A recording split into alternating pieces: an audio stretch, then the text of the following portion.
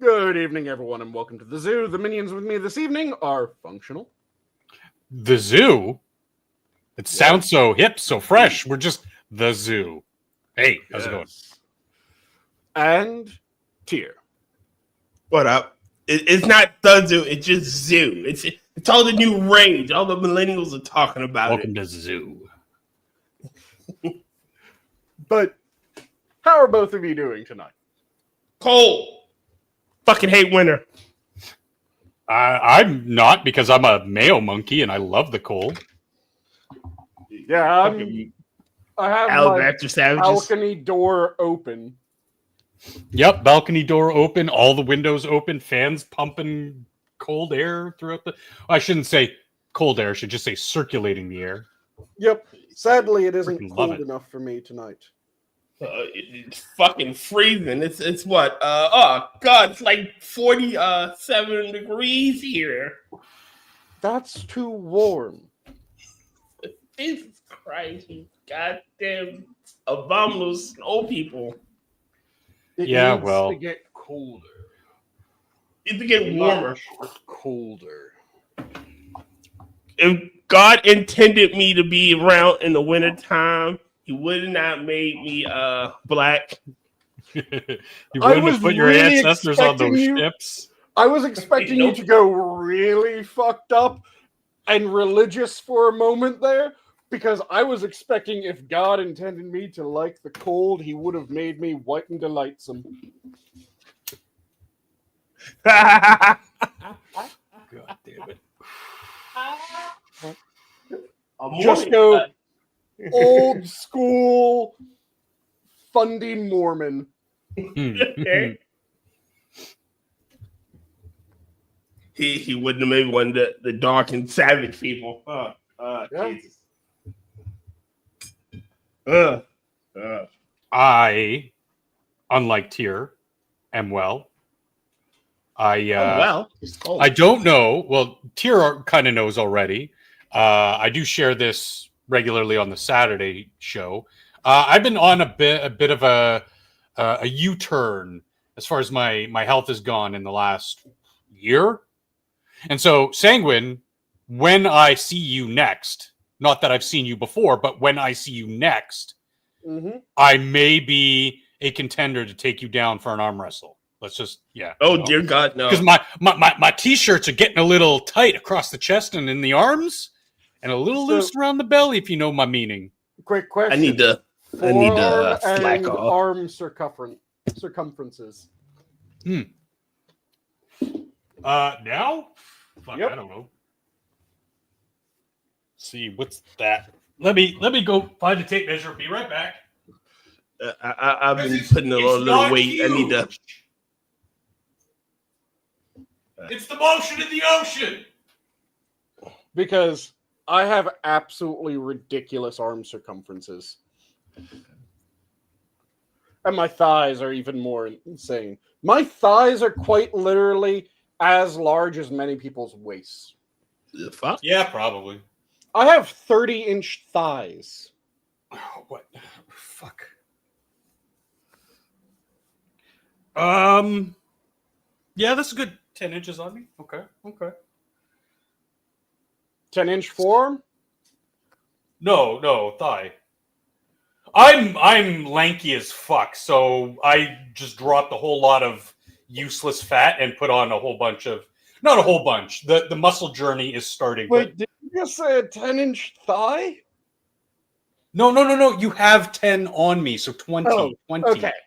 I was going to say, But it's solid. Like there's no meat there.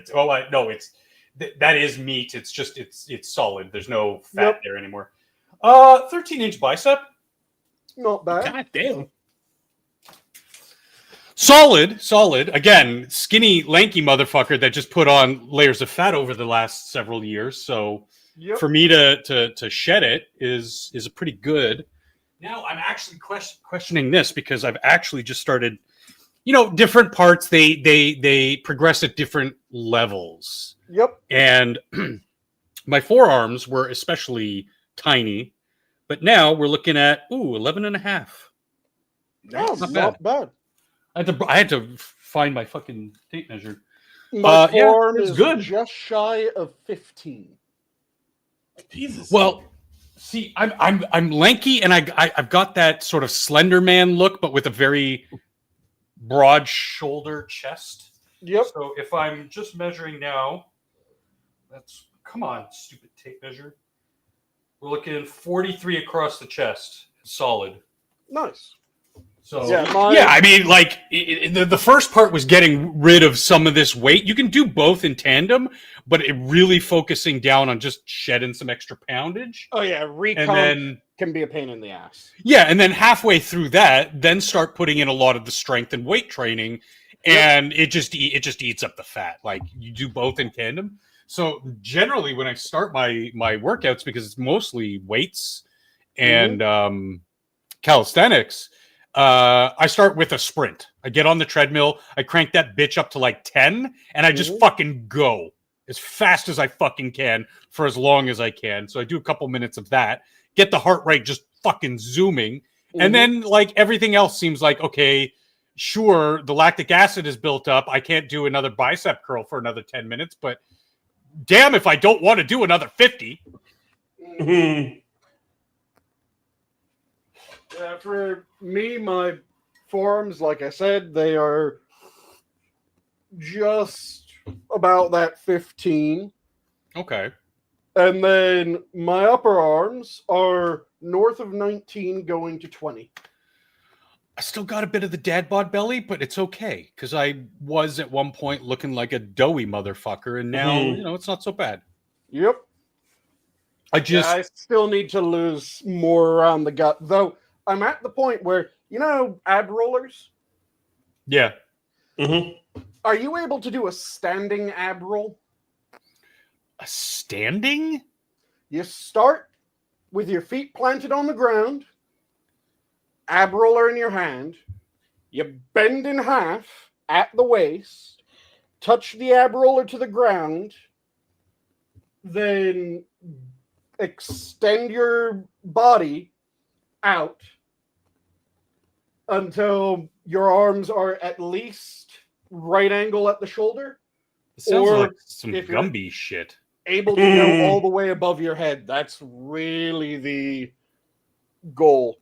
Currently, I just need to get the stability in my shoulders enough that I can go above head, but I can go about probably 10-15 degrees above shoulder in a standing ab roll. I'm not that flexible. It is a pain in the ass. And apparently, there's like some very small percent of the population that's able to do them. Well, like I said, I'm not that flexible. Like I can do. Fuck. What did I? I think. What day is today? Yeah. So yesterday I clocked myself at 44.1 seconds of planking. Nice. So I do a set of that until like planking's just one of those things. Calisthenics are those things that I do until I can't do. Weight training, I do a set number of sets. And if I need to increase the weight, I do that the next time around, but I don't increase the reps. Keep the reps consistent with the weight training. So I managed to get as high as 44.1, maybe it was 44.2 seconds. Set of that, then a set of Roman salutes, and then a set of planking, and then another set of Roman salutes. So Roman salute, for anyone who doesn't know, is when you fist your chest and then put your hand back down. So if I was standing, it would look like I'd be giving a Roman salute, but because I'm in a plank position, my hand's just going back down to the ground, right? Yep. So do that until I can't do any more, and I don't time those. I just do them. What I would recommend if you really want to work on your chest and arms, do longbows, and then once you get longbows down, typewriters. I don't know what either of that is. So longbows is a type of push-up. Is a what? Type of push-up. So the wide-armed push-up. Not the wide-armed. It's different because one hand is like right in front of your body where it would normally be in normal position. So let's say you're doing right arm longbows first. Your right arm will be in normal push-up position. Your left arm will be fully extended out to the side, palm to the ground. Oh, Jesus. And what you do is you go down on your right arm, you push up on your right arm. Then you swap to left, and your left arm's in the normal push-up position. Your right arm is straight out, palm to the ground. Then you go down on your left arm, you go up on your left arm, slot over, and that's one.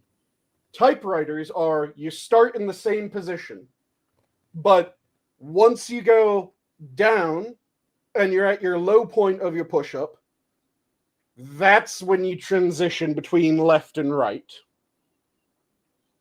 So you'll go down on your right, swap to your left, sliding your chest like it's the carriage of a typewriter. Push up on your left. Come down on your left. Carriage over to your right. Push up on your right. Come down on your right. Carriage up left, down left.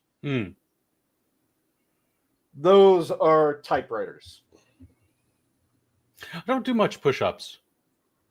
And do a lot of bench press. Most people, typewriters absolutely shred them. I need to work out more. Lose some weight. It's like you can also do a leg version of each of those. The leg version of a longbow is called a Cossack squat. Yeah, I've done that. And then you can do typewriters, which are you go down into Cossack and then you swap between the sides. Sounds like some cheeky breaky shit, Sanguine. Oh yeah. Yeah. But you swap from left leg to right leg and right leg to left leg at the low point of your squat, and then you stand back up, squat back down. Yeah. I know what I know what you're getting at, and it's very good.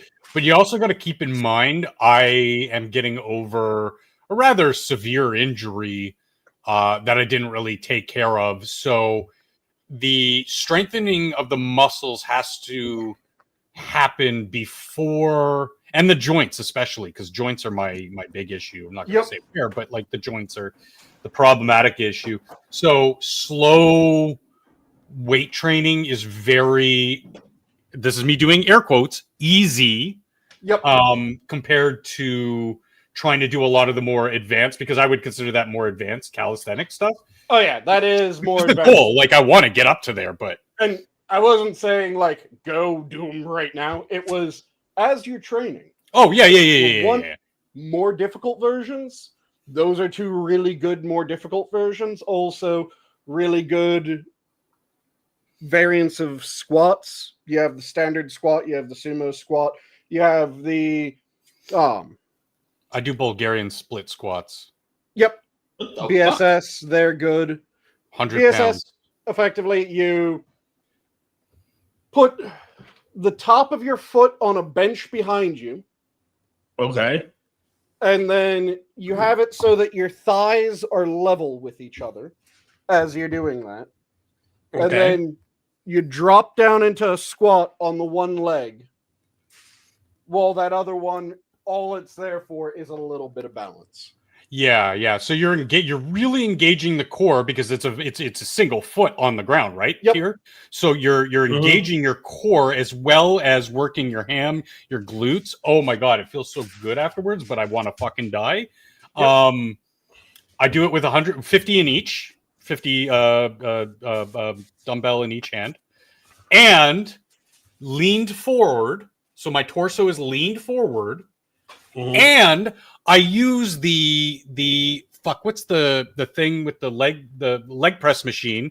I use that so that I can get my the foot I'm using for balance is actually in like at level with my lower back, as opposed to just under the hip where you're supposed to do so I can get an even deeper push into it, because like I said, I need to get those stretches in with it. Mhm. And that's only going to, because if you think of the knee, there's no muscle in the knee, it's tendon. The muscle's attached to the tendon surrounds your knee. And so the ideal is to work both of them. So I'm strengthening the tendon as well as the surrounding muscle tissue to make up for the fact that my knees are garbage. Yep. So it hurts like a motherfucker, Tier. Especially somebody as tall and lanky as me. It's painful, but in a good way. And I can already feel like 6 months down the line of doing these, it's doing its job. It's definitely doing its job. And there's the narrow. There's no fat on my legs anymore. They're fucking solid, boy. There's the narrow stance, knees over toes squat. Yeah. Okay. Which that really does help build your leg strength, but you have to be careful with it early on. Yeah. Because, well, that does wonders for the knee. If you do it wrong, it fucks the knee. And with that, you just kind of stand with your feet together. And as you squat, you rise up onto your tiptoes. And you let your ass will effectively drop down straight onto your heels as you go. Yeah. Okay. So that your legs rather go painful out in front, and then you stand back up.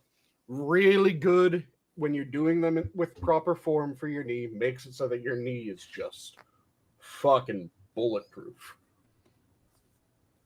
And the other main one that is absolutely insane for that, but you need the proper bit of equipment to do, are sissy squats. Sissy being the name alone, Sisyphus. I'm assuming the never-ending task. Yes. No, Sisyphus. Sissy as in Nick Fuentes. Ooh. Now, Nick Fuentes probably can't do sissy squats. It's short for Sisyphus, the Greek king that was then damned to push the rock Push the up the boulder. hill. Push the boulder for all eternity. Yep. And what those are is there's a sissy squat harness that you have to use, because what it does is it captures your feet and then puts a pad that's right behind your knees, and then you lay back, and then you stand back up, and then you lay back, and you stand back up. The layback is the hard version. The easier version is you sit on the invisible chair. Yeah. But as you go, you can lean further and further back until you are just laying back on an invisible bed. Okay. So what it does is it makes it so that your knees are just the hinge that your entire body is being suspended from. I gotta admit, that sounds painful. Oh, it feels great when you get them good. So what did you cook tonight, Sanguine? Tonight, I currently have bread that I'm letting proof off to my side. I'm going to be making chicken thighs that I'll be roasting up with probably some mushrooms, some zucchini. I think I still have zucchini. Mm-hmm. And then serve that up with fresh baked bread. Just keep a really simple, delicious dinner. Okay. Yeah. Meat and bread. Can't go wrong. Meat, bread, roast mushrooms, roast zucchini. Get the skin nice and crispy on the thighs. Yeah, I did top sirloin. Never even... I've had, lentil soup and never cooked with lentils before in my life. Mm-hmm. So I made this basically what turned out like a gruel, but like an elevated. No, don't. It like an elevated, like gourmet kind of gruel that had big chunks of carrots and whole mushroom buttons in it. And then had this perfectly charred, perfectly medium well cooked top sirloin sliced on top of it. And Harry said, okay, I used red lentils this time. And he's like, green probably paired better with beef and whatever. I'm like, sure. But as it stood right now, this is delicious. So I think I've become a fan of the lentil. We'll see what else I can do. I thought that they stayed, because the consistency turned out a little bit more like polenta. Yeah. And I would have liked, I was under the impression it would have been a little bit more like a rice kernel or something, like something that... you have to get the right type of lentil in order to do that. Yeah, and red is not that. Well, it can be. The thing is, most red lentil is split red lentil. Yes. And if you're using split lentils of any sort, it's going to cook up into that kind of mush, almost puree sort of texture. Yeah. This has still a little bit of body because, like I said, it's more like polenta. There's that it's not complete mush, but it's got a little bit of starchiness to it. Yeah. Whereas if you use whole, then you can get them to maintain their structural integrity, shall we say? Yeah. And then red polenta is, or not red polenta, red lentil is always going to be the softer of the lentils. Yeah. So when you have the softer of the lentils plus it being split rather than whole, you're going to end up with it being that almost soup base, just add a little bit more water and you have a nice creamy soup. Yeah, I can see that. Like I said, I've never cooked with a lentil in my life, so this was all by instinct, all by my culinary expertise and just drawing on what I know about food in general to just sort of do something with it. And it's a learning experience that I learned a lot from, and getting good input from you and Harry and other people. Like, I didn't even know there were different lentils. I've just had 3-4 different types in my cabinets for months, and I didn't even know. Yeah, there's red, brown, black, green, yellow. Yep. Purple. And there's no purple lentils, you savage. Red is the softest of them. Black, if I remember correctly, is the firmest of them. Sounds about right. And knowing which one to use in what way, really nice. Like doing soups with red lentils. Oh, that's delicious. Yeah, I'd probably combine it with red and green. Yep. But if you're trying to do like a lentil rice, unless you have whole red lentils, you're going to end up with red lentil mash mixed with rice, which is not exactly the texture most people are looking for.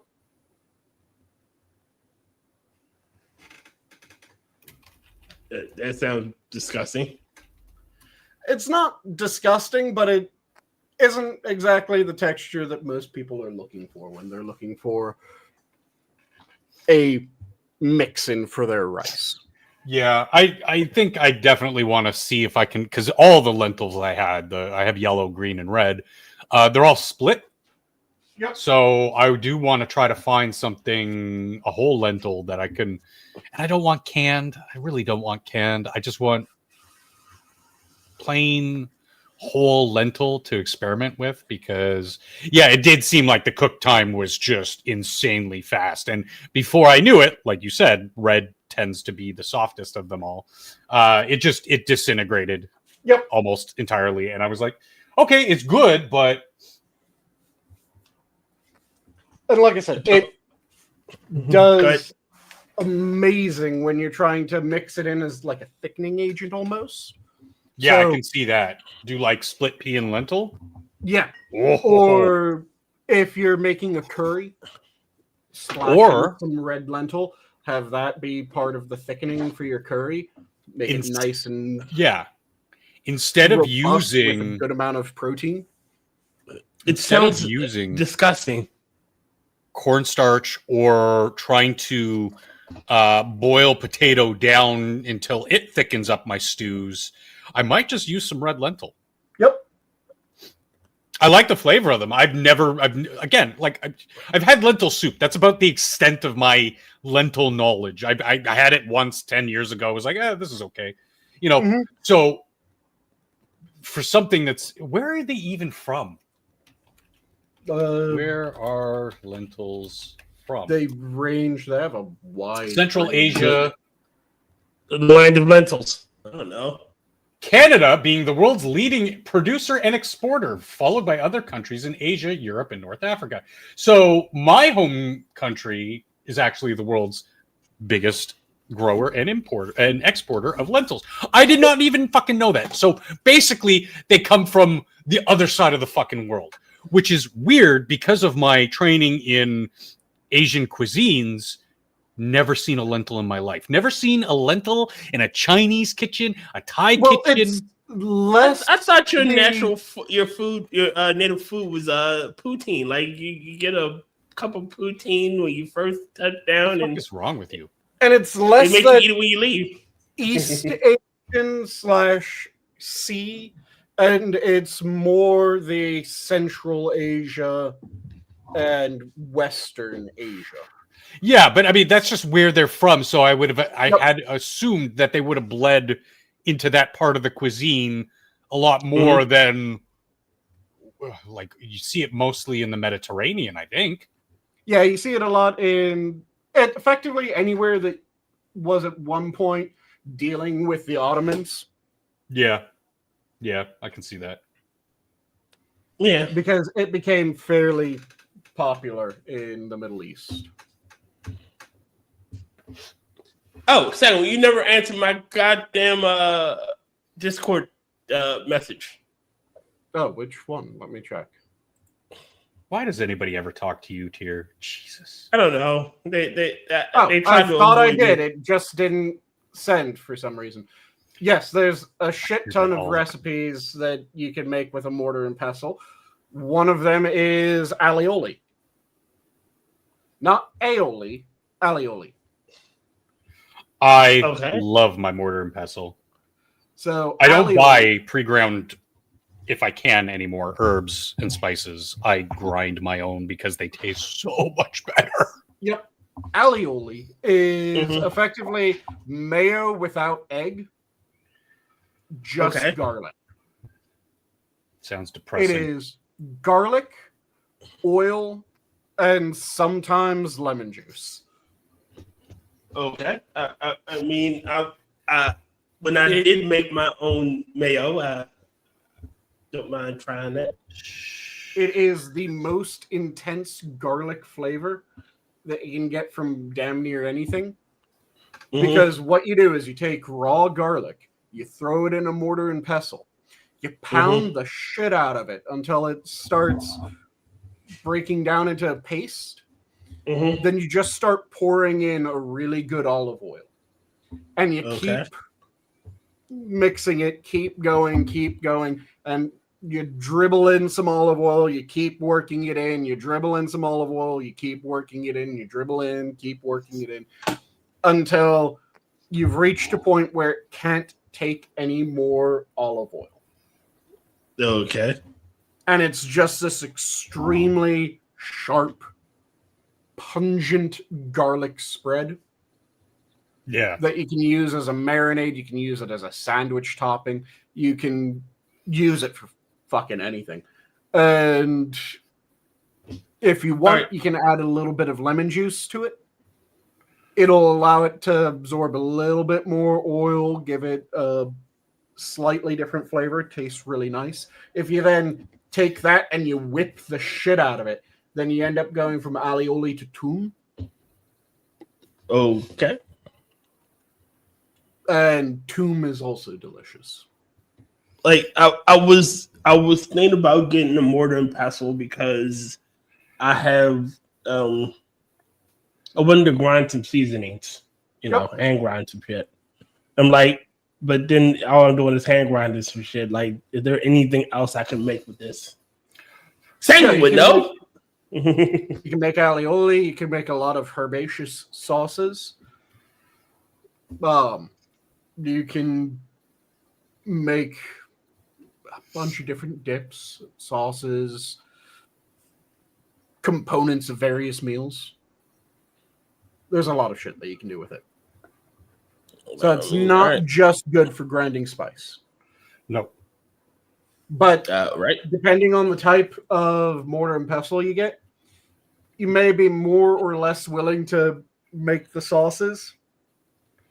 Because it's one thing to clean out a really nice marble mortar and pestle.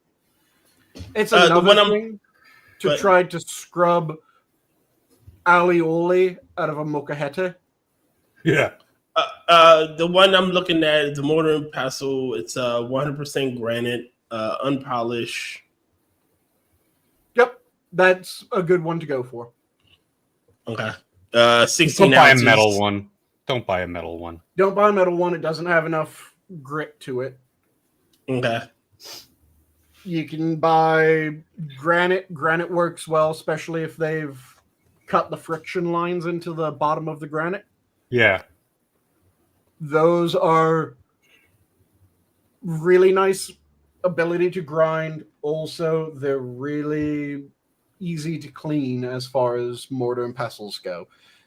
The best grinding is going to be in something like a molcajete. But a molcajete is going to be the biggest pain in the ass to clean. Because it's what is volcanic rock, and it's extremely and it has porous. Yeah, that's what I was about to say. Yeah, it's extremely porous, which makes it fantastic for grinding. But you have to treat it right in order to get it to be the proper grinding surface, which means that you're going to be sitting there for several hours with a bag of rice. So you can get the it get into the grooves and cover it. Get the right amount. It's some people call it molcajete seasoning, but it's to get the right internal consistency and structure to the molcajete. Okay. You just sit there and you grind rice, and you grind rice, and you grind rice, and you grind rice, and once you have your rice turned into rice flour, which will be kind of black because you're breaking off little bits of molcajete as you do it, you're then going to dump out all that rice flour, and you're going to fill your molcajete with rice again. And you're going to grind rice, and you're going to grind rice, and you're going to grind rice, and you're going to grind rice, and you're going to grind rice. And eventually that rice is going to be rendered into flour. And I'll have a bit less black in it than the previous batch. You'll dump it out. And then you'll pour more rice in, and you'll grind rice, and you'll grind rice, and you'll grind rice, and you'll grind rice, and you'll grind rice. And again, you'll make flour. And it'll still be a little bit gray, so you'll dump it out. And then you'll dump in more, and you'll grind rice and make more flour and dump it out, and make more flour and dump it out, and make more flour and dump it out, and make more flour. And then eventually, your rice flour will be beautifully white. It's okay to be white. You want it to be a Mormon's dream. Oh, Lord Jesus. And at that point, your molcajete is good to go. Okay. Yeah, you can sift the flour to get rid of the chunks of molcajete. Most people just dump it. Because you have to get a really fine sieve in order to be sure enough that you got the chunks out. But yeah, with a molcajete, making homemade guac, that's fairly standard. Making a bunch of different salsas, really standard. There's a number of salsas that pretty much need a molcajete, especially since one of the steps is you throw the entire fucking thing in the oven. Okay. Molcajete is volcanic rock. You aren't going to harm it in your oven. Makes sense. So, yeah, there's a bunch of things that you can do with a molcajete or with any mortar and pestle. Just some of those are kind of specific to molcajete. Yeah, you can make pesto in a mortar and pestle. Absolutely fantastic. Makes the garlic a bit punchier in your pesto. I was looking at the pesto. I'm like, but it has pistachios. I hate nuts. It doesn't have pistachios. It has No, pine nuts. I hate nuts in general. Pine nuts aren't nuts. Even these nuts? Yeah, especially those nuts. And I hate these. Yes. Yeah. Pine nuts aren't nuts. You know, I made some really wonderful how can I put these? Roman tacos? So ground beef, use some ancho and basil. Worked really well, surprisingly. And then made a pesto with a little bit of what's it? Smoked paprika. Mm-hmm. And I was fucking enamored. Who knew Mexican and Italian could come together so just incredibly? It had that basil-y, garlicky, lemony, or sorry, not lemon because I use lime, zing to it. Mm-hmm. But it also had that just earthy, rich Mexican kind of taco flavor to it. It was real. I will admit, sounds weird because it was entirely fucking weird. My tongue didn't know what to do, but it's kind of like the first time you had sex. You just didn't know what to do, but like you knew you were enjoying it. What would be really good is making you need a grain mill for this because milling farro into farro flour. Yeah. What is farro? Farro, it's ancient grain related to wheat, but not wheat. Okay. It was used in Rome a shit ton. Has a really nice kind of nutty taste to it. Well, more earthy than nutty. And by the way, like I said, pine nuts aren't nuts, they're seeds. But they're seeds of the pine tree. They just kind of look like nuts, so people call them pine nuts. But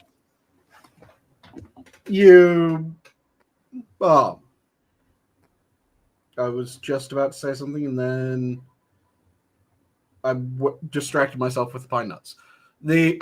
So take farro, mill it down, make a farro flatbread, like a farro tortilla. Mm-hmm. Then get asafoetida, garum, long pepper, and a few other things that would taste really nice. Probably some herbs. Marinate some chicken in that. Then grill up or broil up or bake up the chicken. Slice it up nice and thin. Throw it on that farro wrap. Put a little bit of your preferred Mediterranean cheese. Mm-hmm. Mm-hmm. Maybe hit it with a bit of like a tzatziki. And eat that. That would be really fucking good. I knew that was the reason why I'd come to you for food.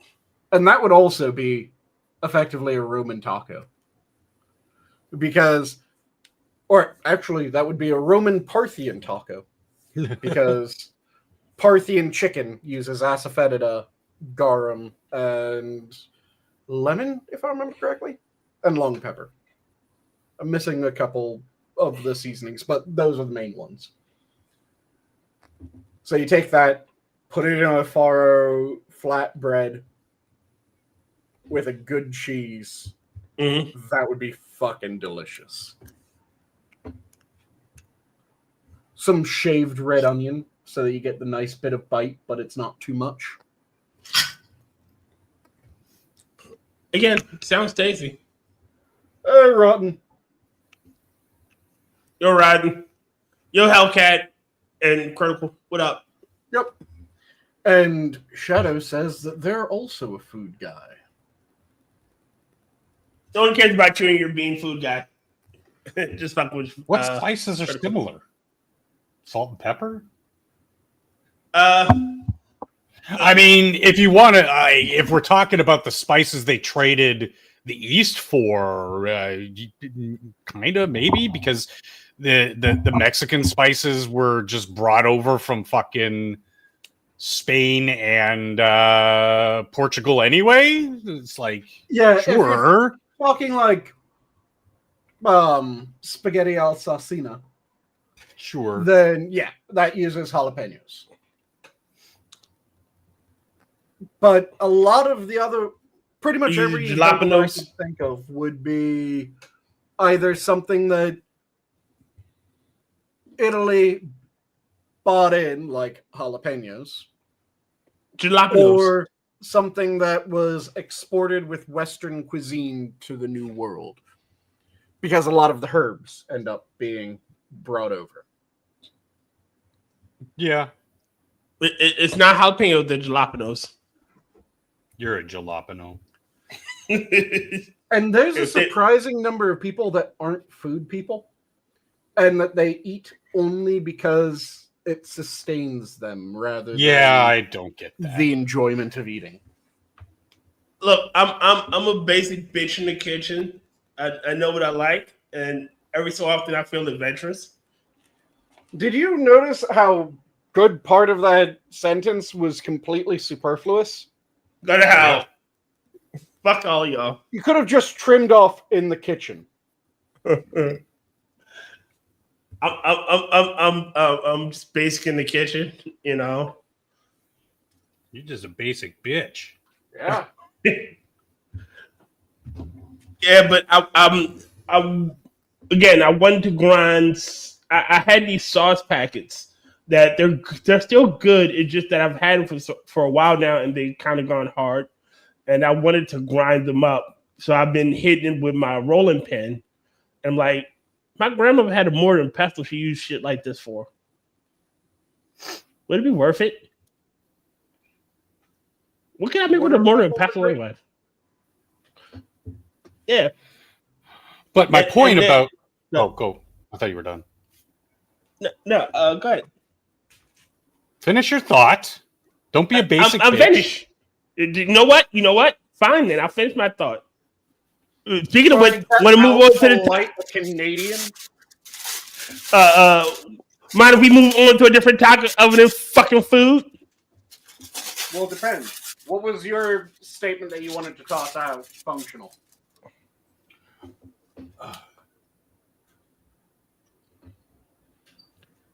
Functional? I'm reading what he said. Considering most of those are herbs and not spices,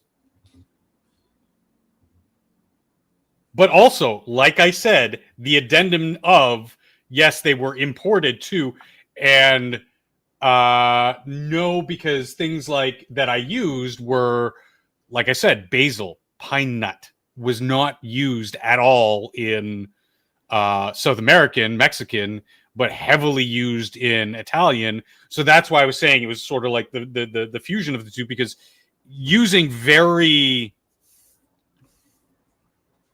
So the ground meat filling was very Mexican inspired.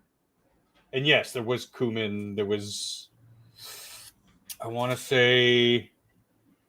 Oh, right, like I already said, smoked paprika. Tomato paste, yes. I mean, like, tomato paste is also used in Italian cooking. Like, it doesn't fucking matter. The flavor is what I'm going for. And then to use a sort of bastardized pesto type sauce that I use to add to it, again, with sort of made like a little bit of a wet salad with chopped grape tomatoes. Mm-hmm. As sort of the fresh sort of insert to it, because I'm not a big fan of lettuce, so I didn't use lettuce. But yeah, I mean, you're using the different things that just it came together so well, and I was like so surprised. Like, you do make a good point. Yes, they do have a lot of overlap in those kinds of ways, but it's also very different. You wouldn't have anything that tastes like what's a primavera in Mexican cuisine. You don't have anything like that in Mexican cuisine. You also don't have anything that's like a oh God, what's that delicious stuff called? See, I'm really bad because I'm like South American cuisines are not my forte. It's mole. Mm-hmm. Nowhere Mole? to be found in Italian cuisine. Mole, it's a spicy chocolate sauce. Yeah. Okay. But you would never now in recent human history you do, because they started adding hot spice to sweets. Yep. Not particularly sweet chocolate, but I mean like dark chocolate.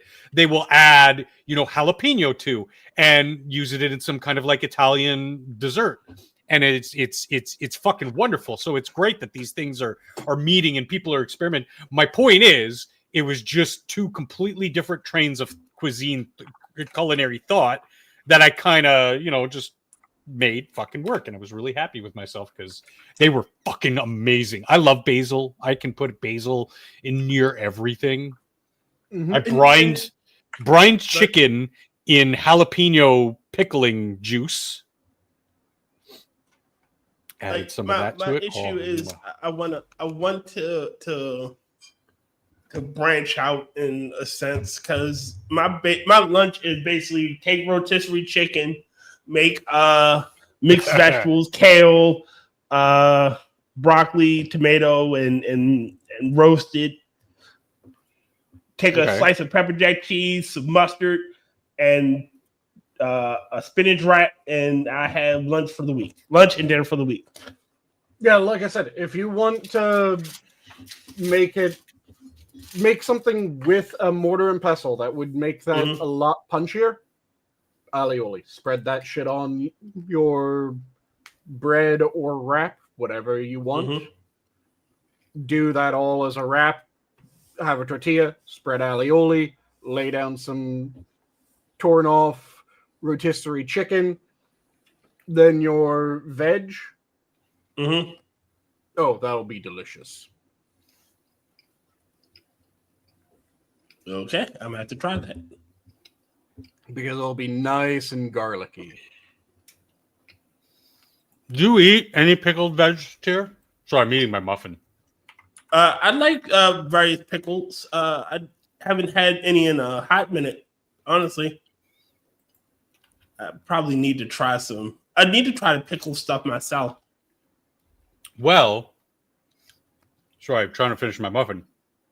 If you use that pickling liquid, instead of throwing it out from your pickles or like in my case, I love pickled jalapenos, pickled eggs, whatever kind of pickling brine you already have on hand that was used for something else, brine your chicken in that. Something so simple, just it will elevate your chicken game, and you won't have to do anything special for it or new for it. What? Well, no, I go to BJ's and get like the pre-made rotisserie chicken because yeah. Oh, so you're not even cooking? Yeah, like not look $5. $5 for rotisserie chicken. You shred that motherfucker, and it lasts for. I can make a shit ton of food for it. It's $5. It's a lost leader, and it's a good one. Yep, because I keep going every fucking week. I go back and I get me one. I gotta get a shit ton of other shit because, I'm already fucking here.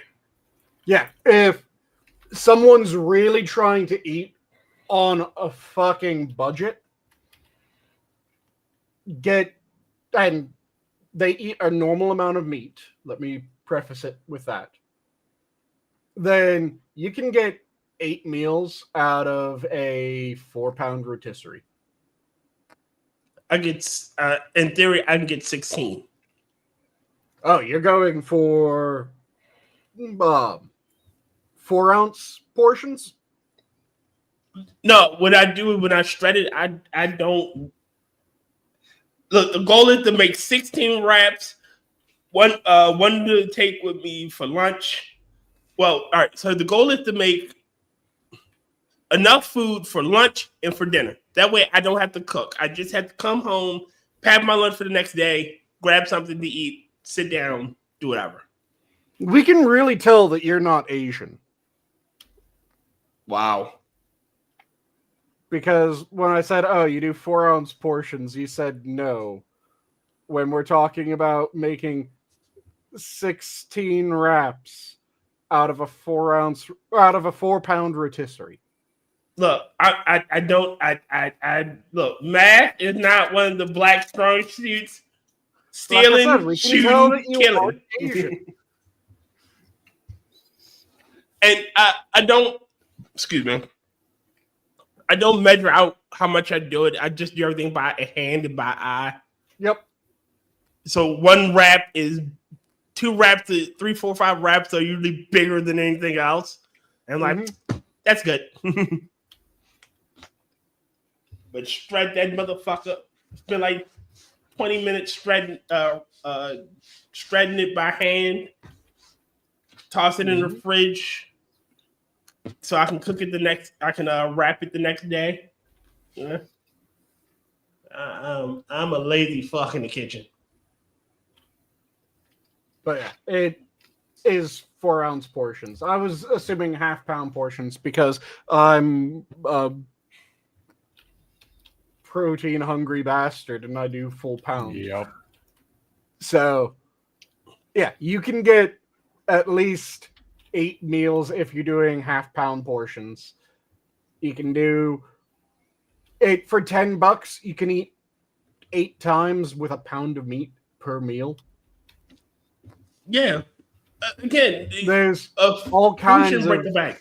Yeah, you can really make a rotisserie chicken go fucking far. It is one of the easiest ways to eat on a budget because you get 1 to 2 rotisserie chickens. That's $5 to $10, depending on how many or how much protein you're eating. You get a sack of rice. You get sack of potato would actually be better than rice. Do a sack of potato. Your rotisserie chickens, some heavy cream, some butter. You can now make mashed potatoes. Congrats. They're delicious. Keep the skins on. They are one of the most nutritionally complete food items that you can eat. And just keep on going. You can fill out the rest of your budget with fruit and veg. If you're feeling like bacon, get your chickens, get a large sack of bread flour, get yeast, get sugar, make bread. Bread's delicious. Bread has a lot of calories. You'll be good to go. There's a lot of shit that you can do for very cheap thanks to fucking rotisserie chicken. There is absolutely no shame in going for $5 rotisserie. I've never felt ashamed about it at all. I thoroughly enjoyed it, and I thoroughly tell people, hey, go right ahead at it. Yep. I wasn't throwing shade. I was just like, you're not even cooking it. Yep. Cook it. Yeah, but the one thing that's slightly annoying is you can get that $5 rotisserie, which is, again, a 5-pound bird, for cheaper than you can get a 4 to 5 pound bird uncooked. Yeah, that always fucking boggles my mind. Well, it's not really mind-boggling because the entire premise is that it's a loss leader. It is designed to be insanely cheap because it'll get people in the door, and the store is going, if we can get them in the door, they will buy something else. It's like eggs. It's literally what eggs are. Like most stores have eggs and bread as loss leaders. Yep. Eggs, bread, and rotisserie chicken. So those are 3 of the main loss leaders. Because if you're coming in the store to buy any of those, you're going to pass by other shit. In fact, look at the way that your grocery store is set up. Yeah, bread, eggs, and milk are usually in the back, away from everything else. Yep, or you gotta go through everything else to get in. You have the rotisserie chicken normally in one back corner. You have your eggs typically over in one corner as well. Mm-hmm. And then bread will be like smack dab in the middle of the fucking grocery store. You know what? All right, so the 3 stores that I go to quite frequently, I go to my local Shoppers. Unless you're talking about fresh baked bread. That tends to be over by deli section. Wait, I go to Whole Foods and I go to Giants. Mm-hmm. And all right, when you come into Giants, the rotisserie chickens are usually the first thing you see, right by vegetables. But in order to get eggs and bread, you have to go further back into the store. Same with the Whole Foods. Up front, when you first enter, again, it's the chickens and whatnot, everything else, bread, eggs, further down on the other side of the store. Like, they're on different corners. You have to go through the rest of the store to get to, if you want eggs.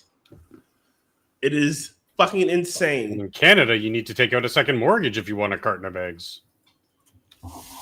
In Canada, carton of eggs costs you your arm. No, you're talking about $5 rotisserie chickens. They're like $22 up here. Yep. Jesus fucking Christ. Yeah.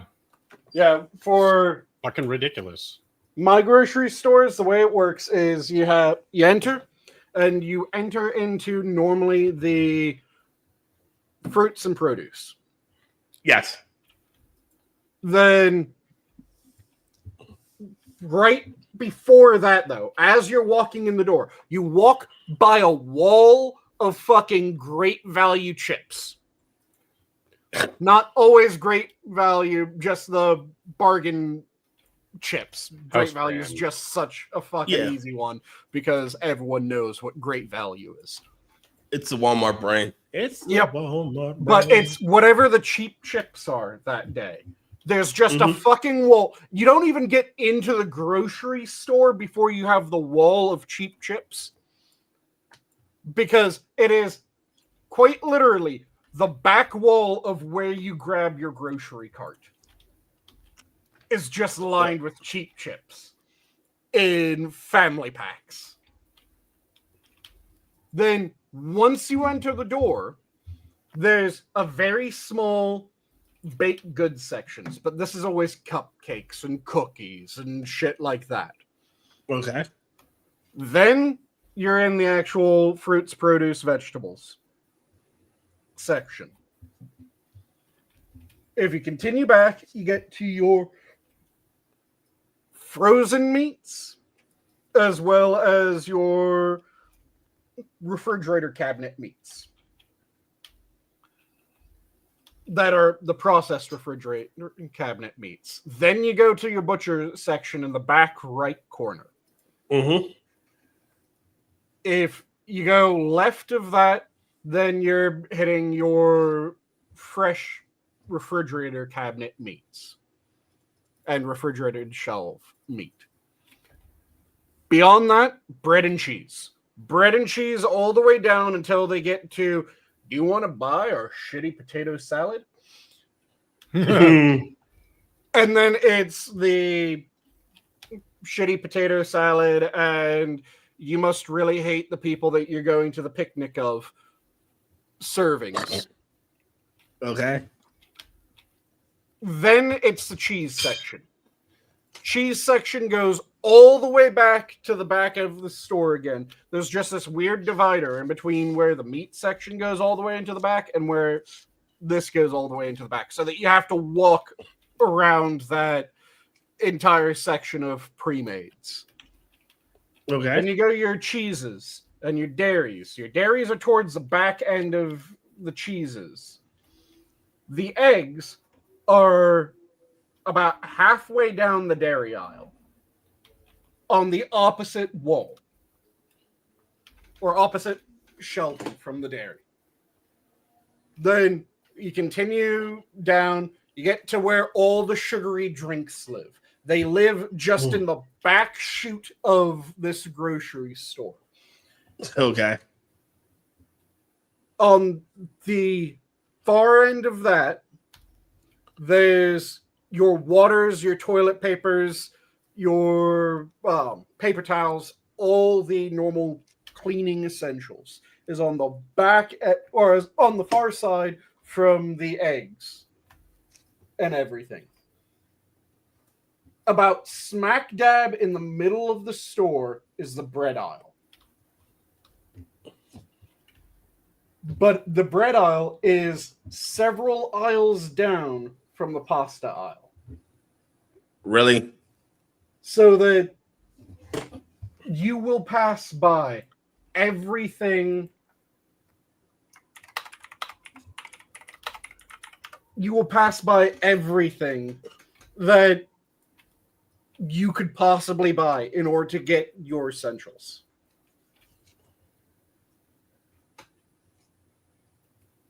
That sounds ridiculous. And it is set up that way. That way you pass by all of that stuff. Because if you're going for that rotisserie chicken... Oh, the rotisserie chicken is also not in the fresh meat section. It's not in the butcher section. It's not in the walk-in. Where is it? It is middle, front, slightly off to the right side before the cashiers. So you have to hit every cardinal direction in this building in order to get your essentials effectively. That sounds like a good. And That sounds ridiculous. Specifically so that you'll pass by everything. Because, for instance, in order to get from the section where the rotisserie chickens are to where the eggs are, the fastest route passes you through the ice cream aisle. Mm-hmm. So if you're coming from eggs to rotisserie chickens or from rotisserie chickens to eggs, you pass by ice cream. And who doesn't love a good bit of ice cream? Again, all designed to get you to buy shit. Yep.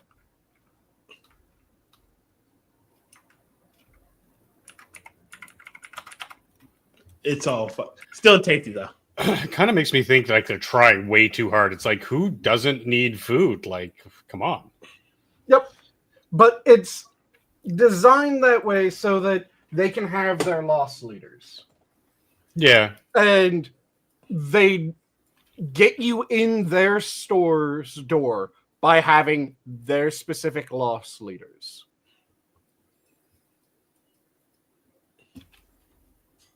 And it works because if you want that $5 rotisserie, you're going to pass by all those cookies. You're going to pass by all those other sections. Mm-hmm. So they're willing to bet you're going to go for that chicken, but you're going to treat yourself to those cupcakes on your way to that chicken because you know that you're going to be eating something healthy and cheap. So you have a little bit of extra money to splurge. Oh, and if you don't go for that, how about a candy bar right as you leave? It is set up so that you have the greatest amount of things that you pass through. Mm-hmm. It is designed to get you in. Yep. They get you in the door, and they have it calculated out so that, yeah, they can afford to sell a rotisserie chicken at half the price that they sell a normal chicken. Because you're going to buy other things as you come through. And those other things are going to be a lot higher markup than that is a discount. Because all they're doing is they're selling a $2 per pound chicken for $1 per pound.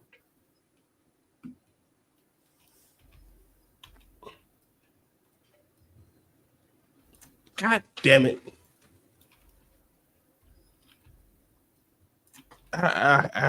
Some days I fucking hate Amazon. Oh. They won't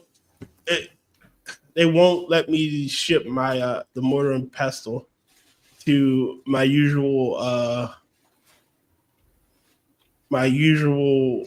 box. Your normal locker? Yeah. You use one of the lockers occasionally too? I use it all the fucking time. Oh yeah, true. You live in Baltimore. That shit is gone if you don't. Yep. Fucking porch pirates. Yeah. And I have to. So there are two that I use, two that I normally use, and one I'm trying to, which boggles my mind why it's not on here because it is an Amazon. It's a Whole Foods. Amazon owns stock in that motherfucker.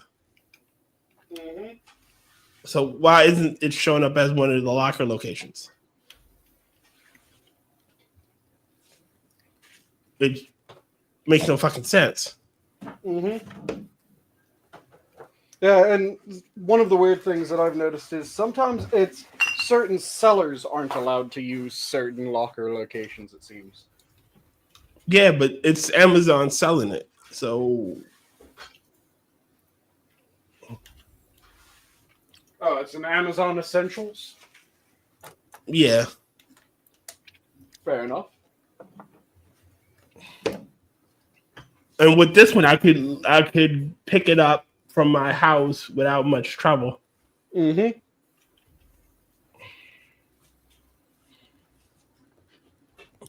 Three. I don't know where 3 is.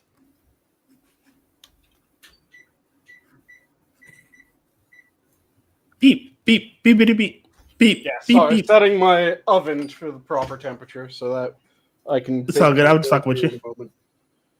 And I'm going to quickly pull out my bread and start eating it. All right. So did y'all hear about the release of the emails? Emails? The Epstein emails. Go on. And how they tried to say, Epstein mentioned Trump, so here's the connection between Epstein and Trump. And they redacted the victim that he spent name with, which was Junior Guthrie, who already testified like, no, Trump never did anything to me, and he tried to help me when he found out shit was happening to me. Yep. Yeah, you know, it annoys the shit out of me because there's things that, yeah, it is kind of a bit fishy how shit works out. But then you have Trump, who none of the victims have come forward and said that Trump did anything to them. In fact, every victim that has come out and has been asked directly, did Trump do anything to you? They said, no. Again, he tried to help me. Yeah. Or if they didn't say no, they said, fuck no, he tried to help me.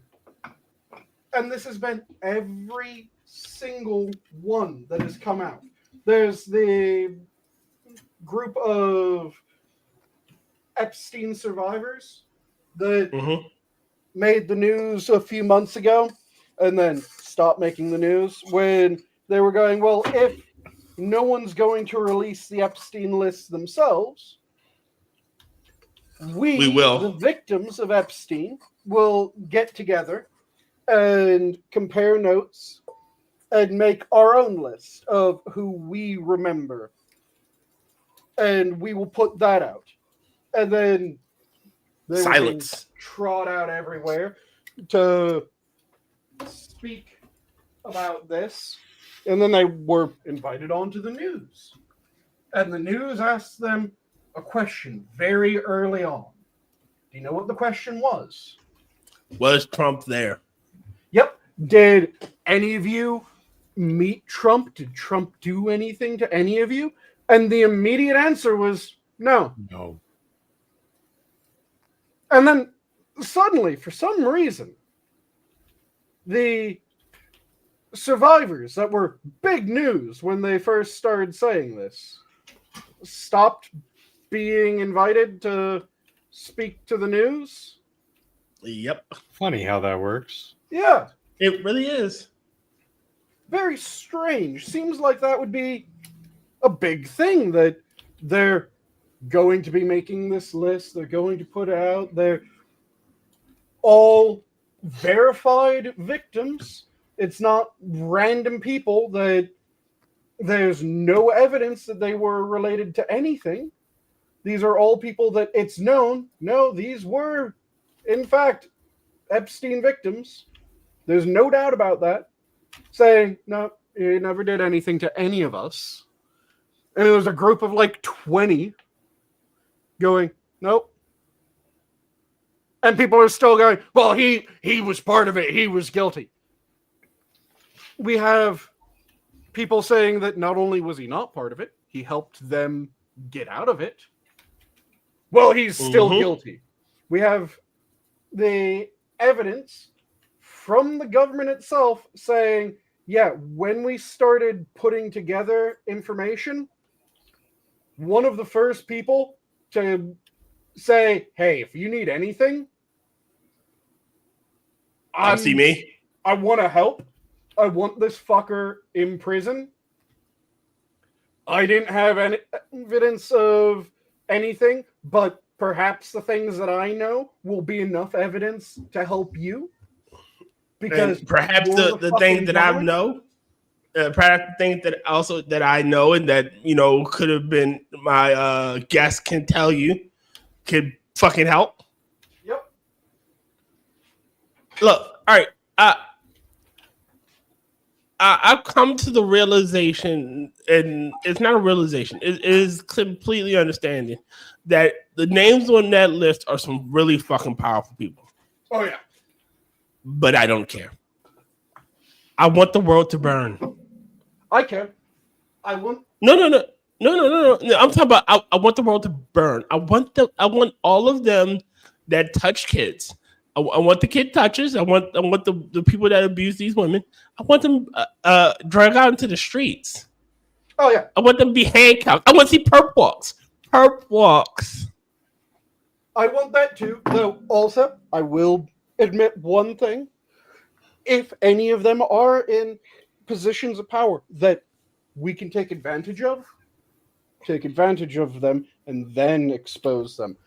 Because if we can make it good for the Western world, if it's, oh, this person who has been doing really shady shit and they have a fuck ton of money, you're going to do this shit instead.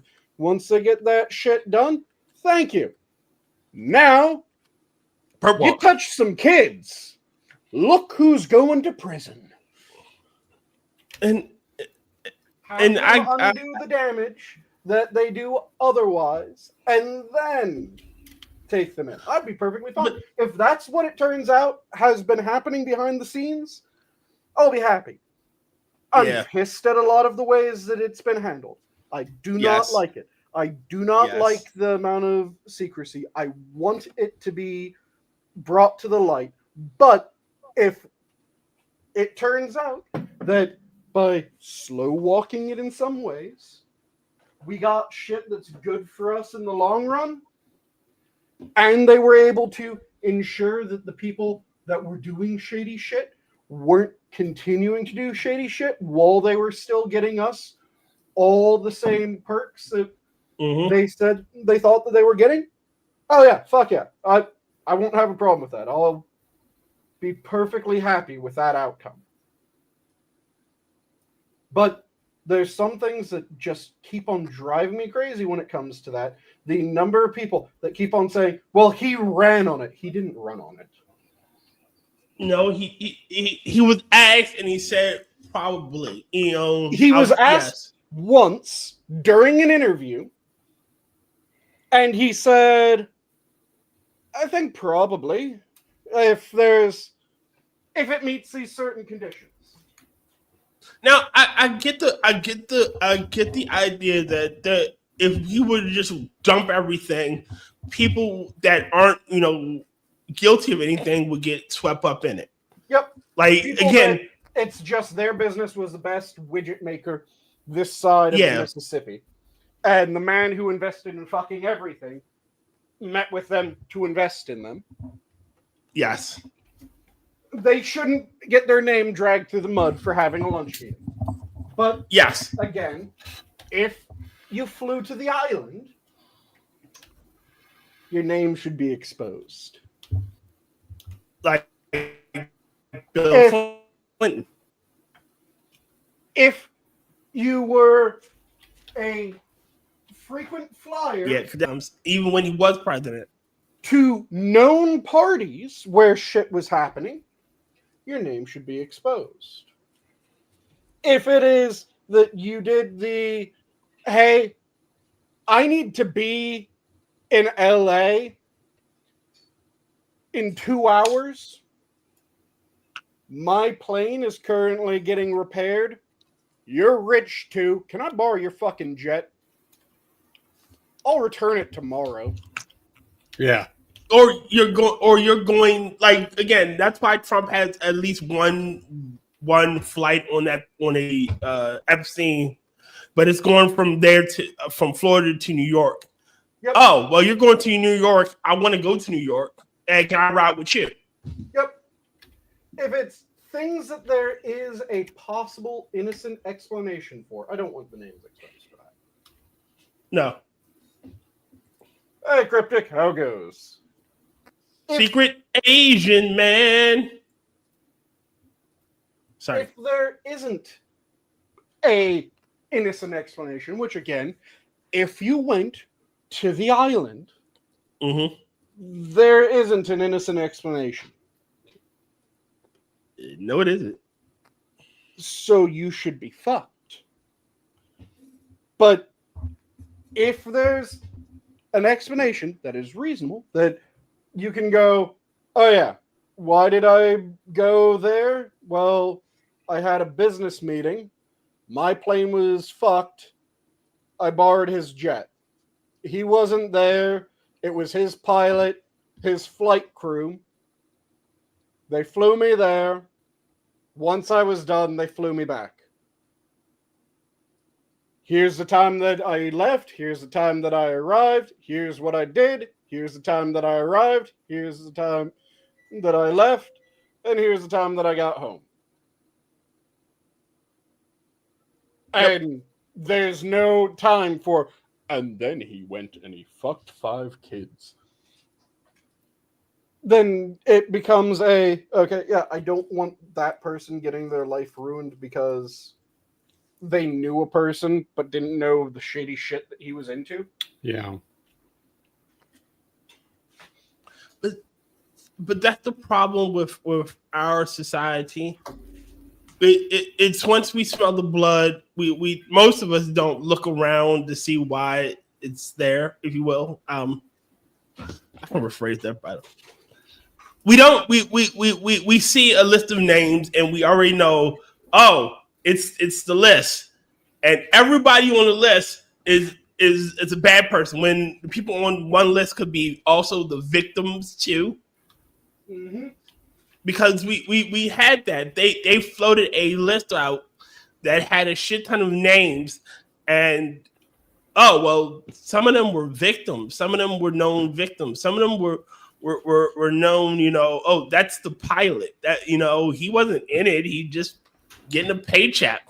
Mm-hmm. That's just a flight attendant, that happened to work with him. That's just a fucking maid. This isn't, it's not like it was fucking Epstein is fucking Bob Vila's spirit cousin where he's building shit by himself. He had to pay people to do it. So, yes, I'm pretty sure there are random Joe Schmoes that came to that island because they were building shit. Yep. Yeah, again, if there isn't a reasonable explanation for why someone was where they were, and it pertains to the island and shit like that, fuck them. If there's a reasonable explanation, yeah, don't ruin some random contractor who was flown in because they needed to get this bed into this room, and oh yeah, the bed was one solid piece, and they needed to remove a section of wall and then put the section of wall back in. But yeah, that oh shit, and then the Hassan Piker shit. Hassan getting arrested in China? Or remember, he's a white man now. China for a moment. Technically, he's a white man now. Yep. He's Schrodinger's Turk. He is Schrodinger's Turk. He's one of you guys now. See? Oh God. But he's still fucking. Oh, if this was the West, they'd have thrown me to the ground and beat me. What the fuck are you smoking, Hassan? Yeah, never mind that has not happened any of the times that he interacted with police. But he still brings up the him getting detained. He wasn't even fucking detained. He was just questioned by Customs and Border Patrol. Yep. Oh, they I was in there for 2 hours. No, you weren't. The actual record says 5 minutes. well, it felt like 2 hours. Yeah, because they asked me 3 questions. And we already know what it was about because he lost his global entry and he tried to use the global entry lane. Yep. There it is. Oh, they took my global entry. Well, yeah. It wasn't valid, so yeah. You try to use it when it's been revoked, and they will go, we're going to keep this. But he is such a little ass. And the whole group around him is just a bunch of little asses. Yep, and you've heard the bit with Destiny, right? Oh, I'm gonna say this. Of fucking course the terrorist supporting lover touch a kid. Especially since he supports a bunch of groups that are perfectly fine with it. Yeah. Yeah. But the thing that drives me crazy about it is 2 elements. First off, that's Destiny saying that he had information that he did this. And the only reason that he came forward wasn't because dude touched a kid. Wasn't a moral obligation because a crime against a child had been committed. It was, the dumb bastard can't stop talking about me, so you know what? Fuck you. I'm going to burn the planet. I'm going to take you down as well. And then the other part that was a what the fuck was, and everyone knows this. Who's everyone? Can we get their names too? Because if everyone knew this, that's a shit ton of people that knew that he had done that to a child. Yeah. So that just makes you and everyone in your everyone that knew this look fucking awful. Bad.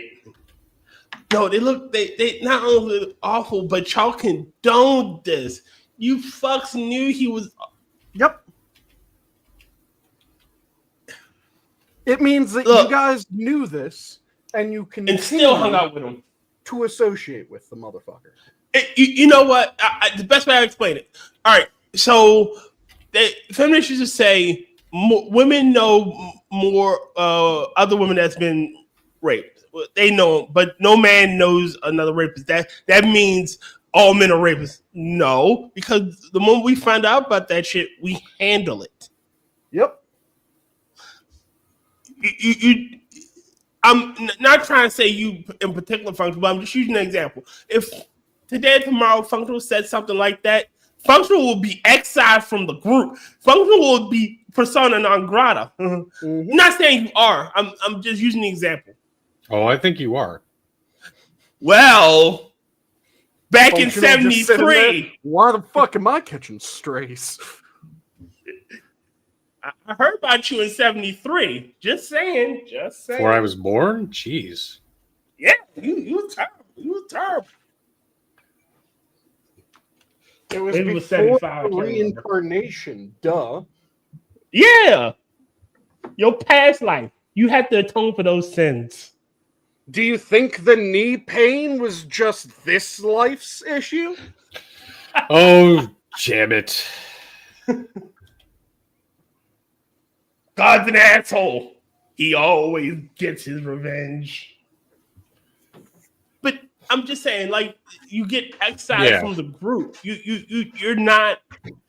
They don't go, oh, you did that? High five, bro. Yeah. You know, that's not something you.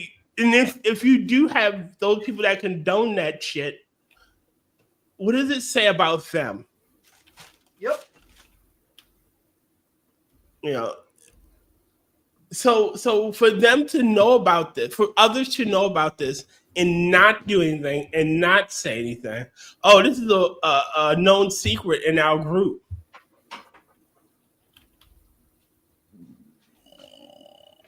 This is a known thing, and the only reason that I'm exposing is because these people keep on exposing my shit, so I'm going to expose their shit.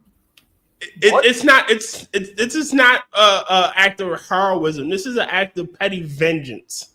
If I gotta go down, if I gotta go down, I'm taking the entire ship with me.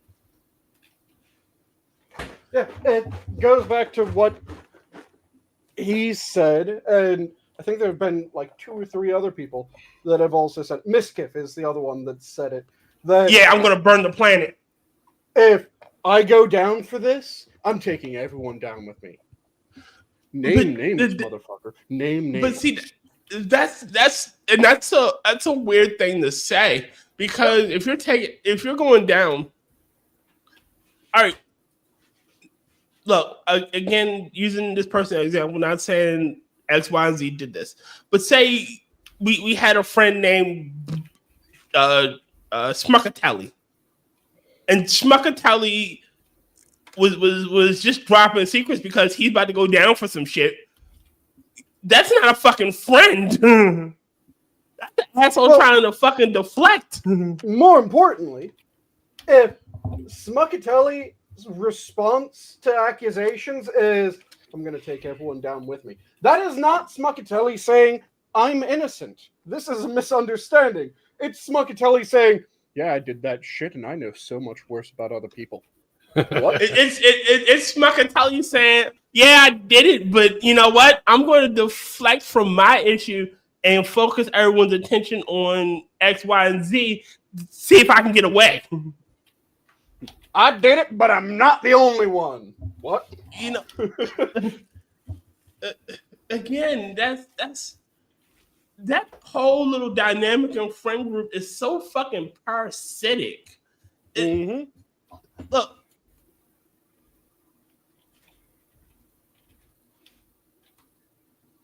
that all the minions are the best of buds, but we're all friendly and cordial, and we all try to get along. Like there's no major issues within the group per se, you know. But I don't think we're all praying for the downfall of each other.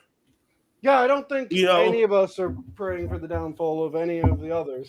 Also, I don't think that there is a single thing that if it turns out that someone's doing something shady, that they would be able to go, oh, I'm going to take down everyone.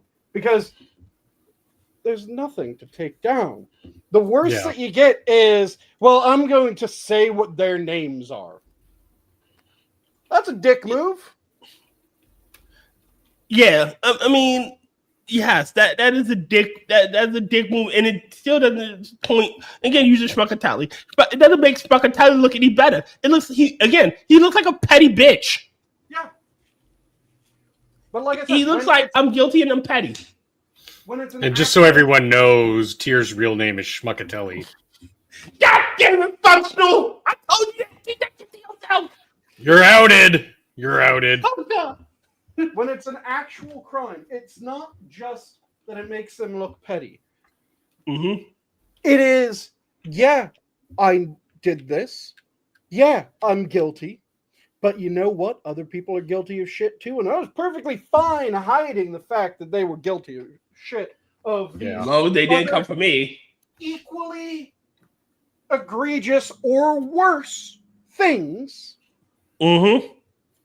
And I was perfectly fine holding on to that information because as long as they kept my secret, I was going to keep their secret. But now that they're coming out and telling my secret, nah, fuck them.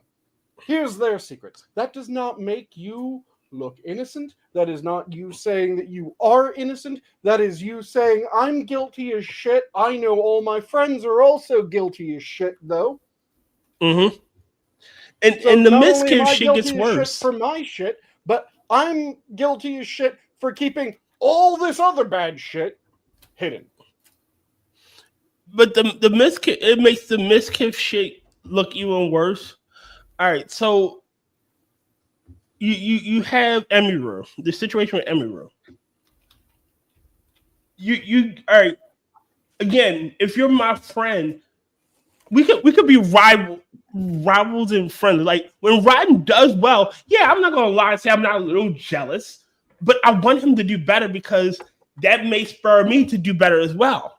Yep, motherfucker, how did you do that? Yes, it boosts me because now I got so I can ask, hey, how'd you do it? What'd you do here? Blah blah blah, and it'll enhance me. Mm-hmm. It's not like I see Functional and Harry streaming on their channel. They got like 50 million viewers, and I got like 7. I'm like, fuck this shit. Fucking Functional got like 1 trillion viewers and shit, and I'm all pissed off when we're supposed to be friends. When did that serve? And it gets even worse because that's your girlfriend. That's supposed to be the woman you love and you're interested in. Like you want her to do well because again, her doing well reflects on you too. And his defense. We want homie to succeed. Yes, Ryan said we want homies to succeed around here. Yeah, because a rising tide lifts all boats. Yep. And the fact that one of his defenses to Emiru saying, yeah, I was effectively mentally abused, got really bad Stockholm syndrome, and she was killed the rabbits for a while, was, well, I was able to Stockholm syndrome her so well, she wanted to marry me. What? Yeah, that's not a flex. Was throwing shit at her and around her, and I was punching walls, slamming doors, and making threats of violence. But she threw Kirby plushies at me. What? Or she killed her rabbits. Dude, yeah. What the fuck they got to do with the price of tea in China? Just the way that it was done. It was, again, when there was the Doc disrespect and his initial tweets, because we were streaming, of course, at the time, but a lot of that shit came out. And we looked at it and we went, oh, this is bad. Doc fucking admitted it effectively. It's that shit again. Where people, if you don't even say, yeah, this shit didn't happen, you just say, there's more to this story than you guys know. What is it? So it's not that this is wrong, it's just there's more. If you don't come out and defend yourself, that's literally just essentially admitting that you've done it. Yeah, at the very least, come out and say, these accusations are fucking preposterous. And they are clearly wrong, so I'm not going to dignify them with a full response. That is this shit didn't happen. And yeah, I'm not going to talk about it because it's obvious this shit didn't happen. That's a better defense than, well, hold on. The person that just said that Doc Disrespect was talking to a minor, well, he broke the rules. He was checking Doc Disrespect's private messages. But, yeah, that isn't good, but Doc was talking to a minor. That's worse. Yes. I don't know. I don't understand how people a modicum amount of fame goes through people's heads. Now, you aren't anyone special in the grand scheme. I hate the phrase that power corrupts, because power doesn't corrupt. Nor does absolute power corrupt. What happens is that power, money, absolute power, whatever term you want to throw in, what it does is... amplifies it already there. It removes all the governors. So everything that would make a person stop, pull back, reconsider, those are gone. So all of their perversions, they're going to enact fully. All of their actual desires to do good, they're going to be enacted fully. Everything is just going to be them completely exposed. It's just them. Yeah. And it drives me crazy. The absolute power corrupts. Because no, there's people that have received absolute power and gone, no, I don't want this. People that have turned away from power. Yeah. Yeah. One of our best examples, founding father, George Washington. Mm-hmm. He could have been a king. Yeah, he could have been a king. He could have been president for life. As long as he kept coming forward, people would have kept voting for Washington. What he did was, I'll be president the first go. I'll be president for 4 more years.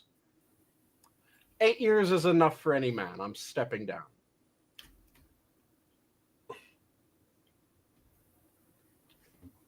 That is someone turning down power.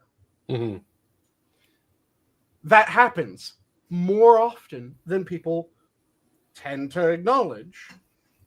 Mm-hmm. And it's not just in large things. It happens in small things. Every day, there's someone who they're with their friend who they kind of have a crush on. And that friend gets a bit too drunk. And the person doesn't do anything but take care of them. Yep. That is someone turning down a chance to take power. Because they're going, this is wrong. This isn't what I do.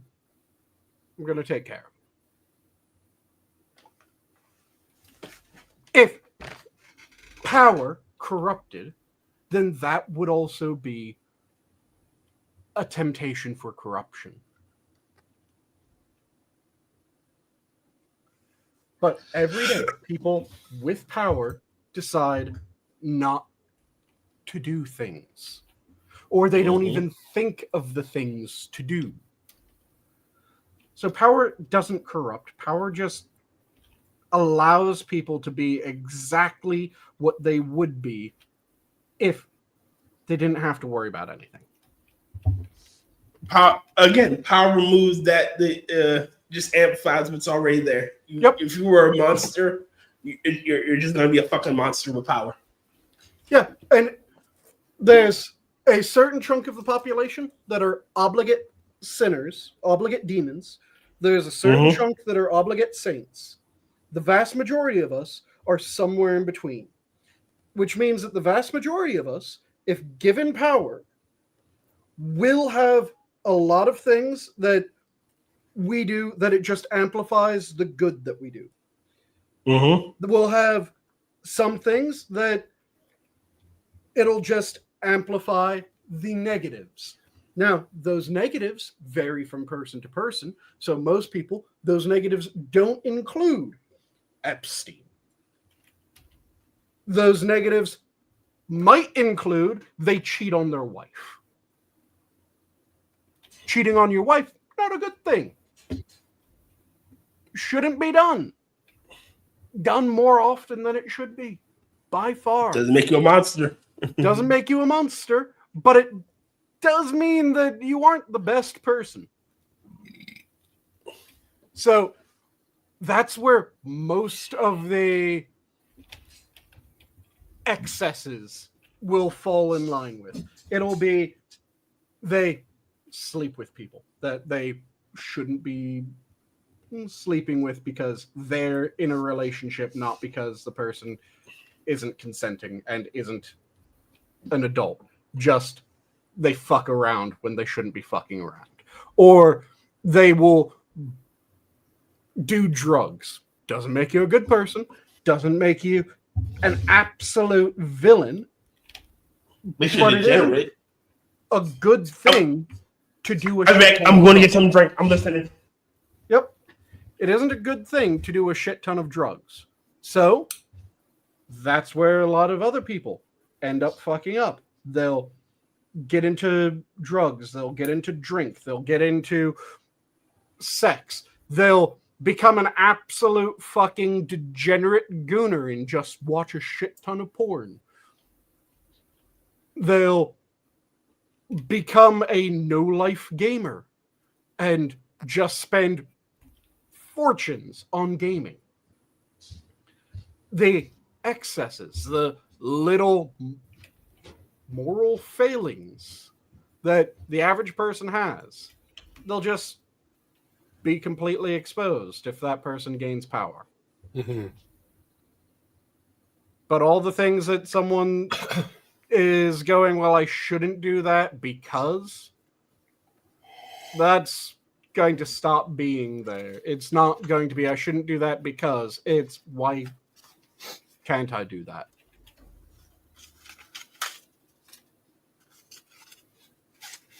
And if I get in trouble, I have the money to get myself out. Yep.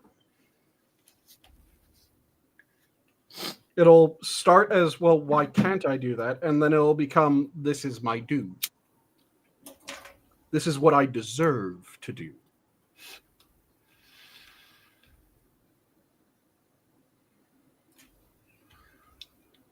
So yeah, it drives me crazy. The power corrupt.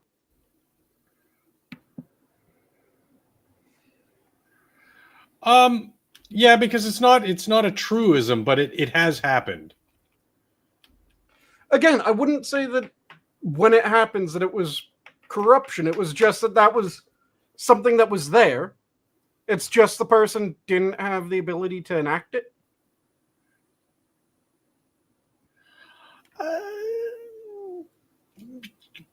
Yes, but again, like, I'm not saying it's every case, but I'm sure there has been cases where power has corrupted somebody. Perhaps if you're arguing that, well, there have been people that have been walked down the garden path, as it were. Yeah. Where someone else that they wanted something from, they wanted recognition or whatever, was able to walk them along by, well, it'd be really cool if you did this. This is fun, but do you know? I got one better for you. It ties into EBT. Those people that feel entitled to our EBT, our tax dollars, that is a form of corruption. It is a form of power corrupting. Now, some people get on it and legitimately need it. Yep. But others that get on it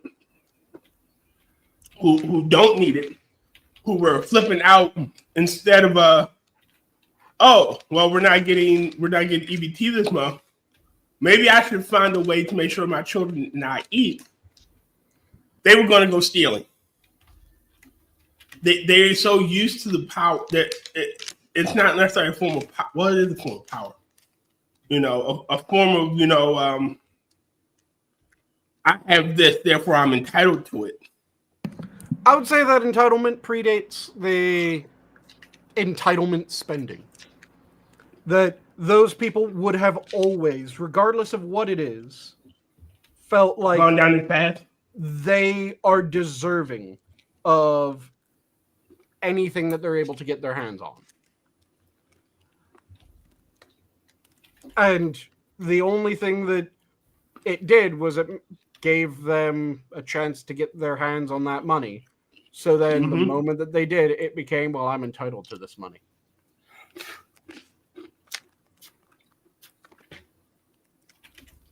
And that, I think, is not anymore. Kind of, it can be taught, but I think for the most part, it's native to the person. I like to think that, say, young girls who come from like welfare queens eventually learn that from their mother. Oh, well, if you do this, you ain't got to do this. Part of me would say yes. Like I said, I think part of it is learned.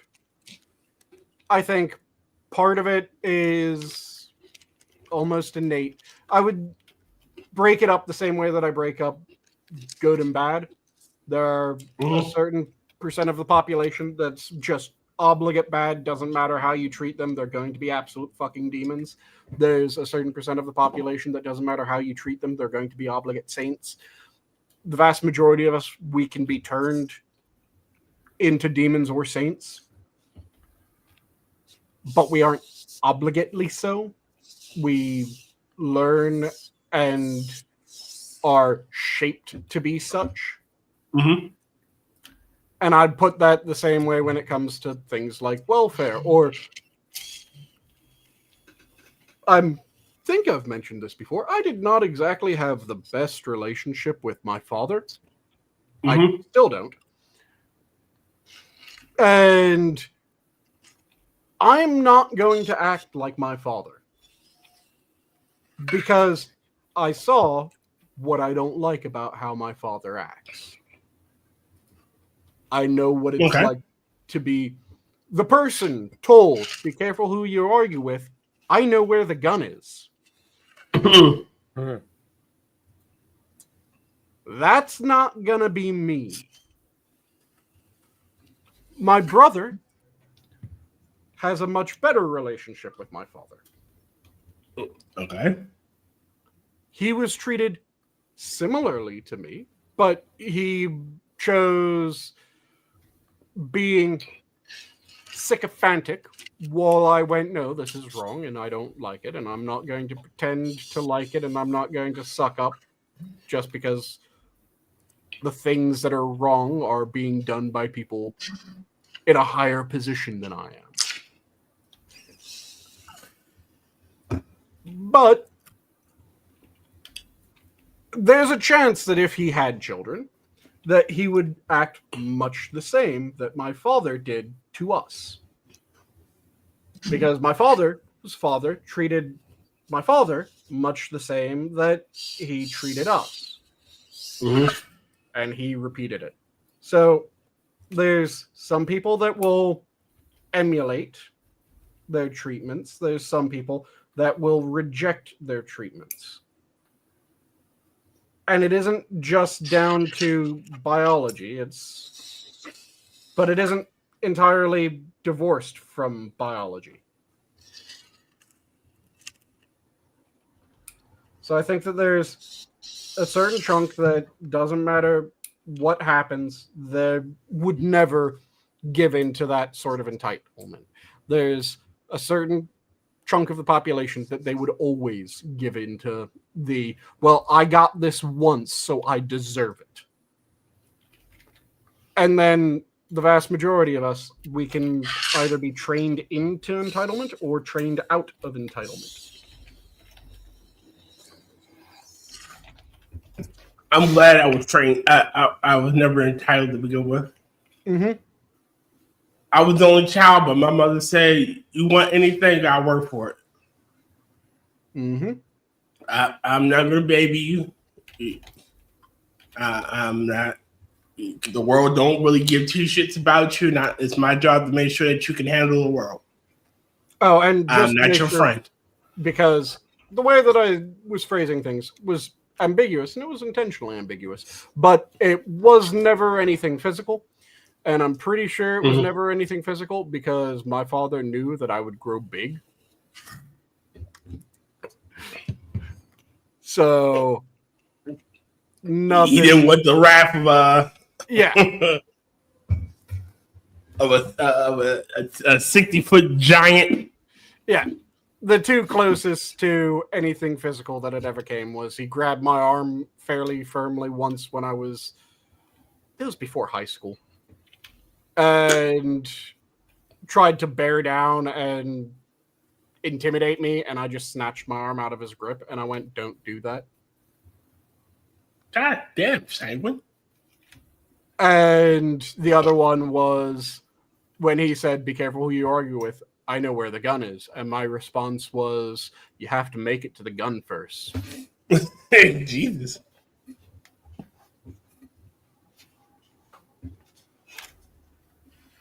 So yeah.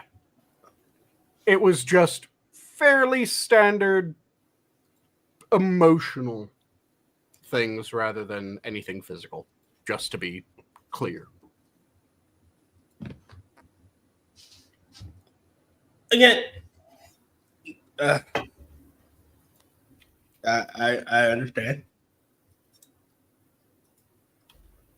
but I do have a small. So small. What did you do to make him say that? Oh, we were just having an argument. Oh, god damn. It wasn't even anything ridiculous. There were no threats given up to that point. It was just an argument that became a somewhat heated argument where it was just both of us got loud. And then went from that to me going, "You know what? This is pointless. This is just a screaming match," and going to leave. And that's when he went, "Be careful who you talk to like that, because I know where the gun is." And I just wheeled around and I said, "You have to make it to the gun first for that to matter." God.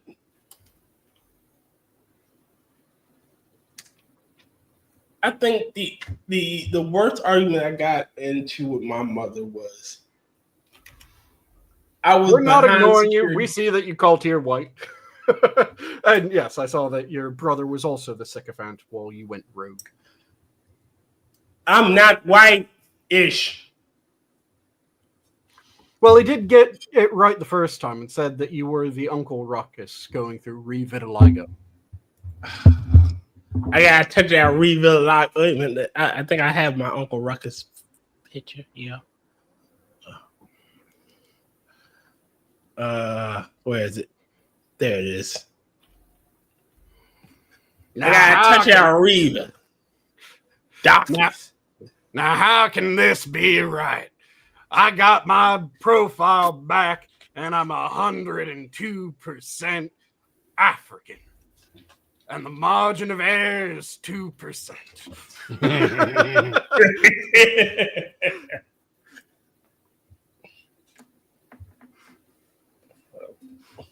No relation.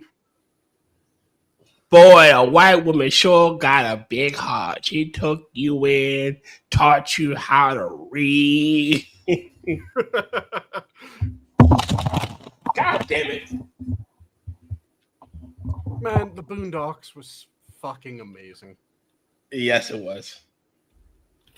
It fell off when it got, I think, with the third season. It had some obnoxiously preachy episodes every now and then. Yeah. But like 9 out of 10 episodes. Fucking hit the mark. That's what's happening to South Park. South Park is starting to get a little Trump derangey. Where other episodes where you would have like Mackie, was it Mackie Trump? Mr. Mackey, not Mr. Mackey, the teacher. Mr. Garrison. Yeah. Yeah. When he was doing Trump, like when he was Trump, you had that shit in the background. And every so many episodes, you have a Garrison Trump episode. Mm-hmm. Trump, all the way through. See, the thing that I'm curious about, because they were so good for so long, part of me is wondering is how much of it is the actual just they lost the plot, and how much of it is everyone was saying that this was canceled because it criticized Trump, this was canceled because it criticized Trump, this was canceled because it criticized Trump. So if we just criticize the ever-living shit out of Trump and we don't get canceled, how long before people realize that that isn't why other things were canceled?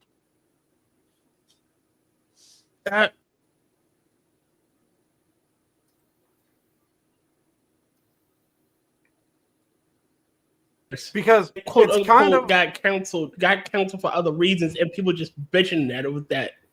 Yeah, but that's what I'm saying. That it's much harder to say that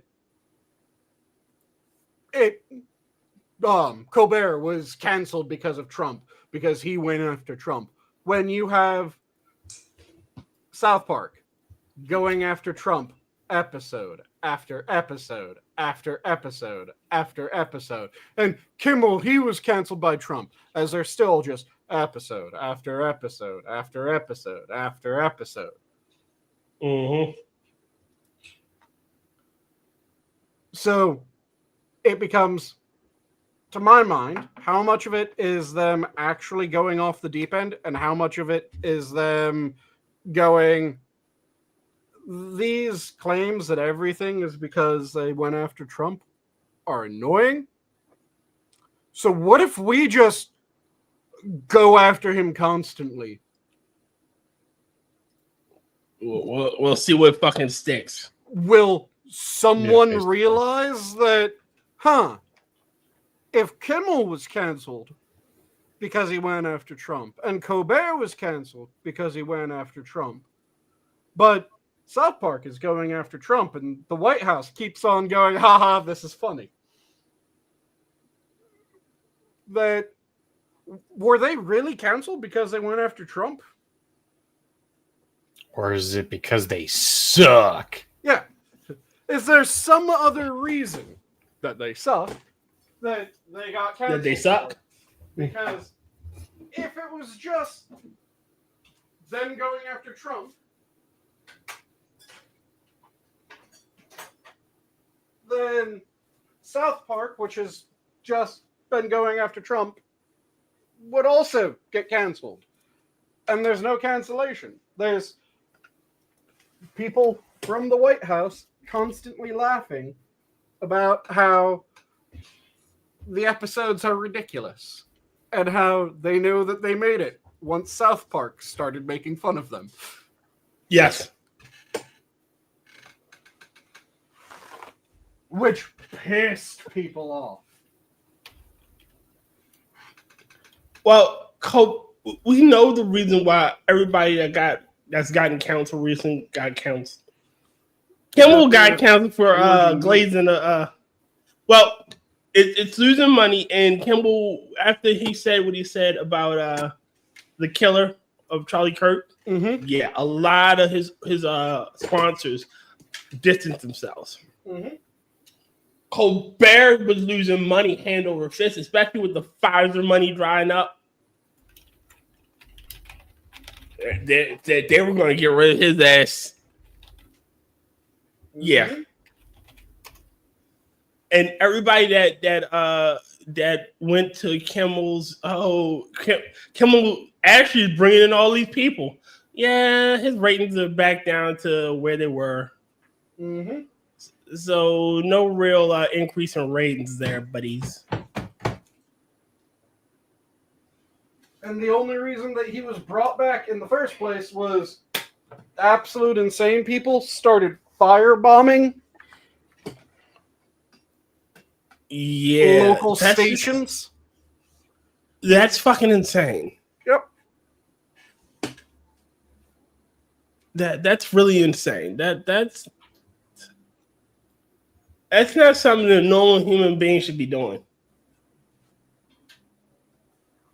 Yeah, you shouldn't care so much about Kimmel that you'll firebomb your local TV station. But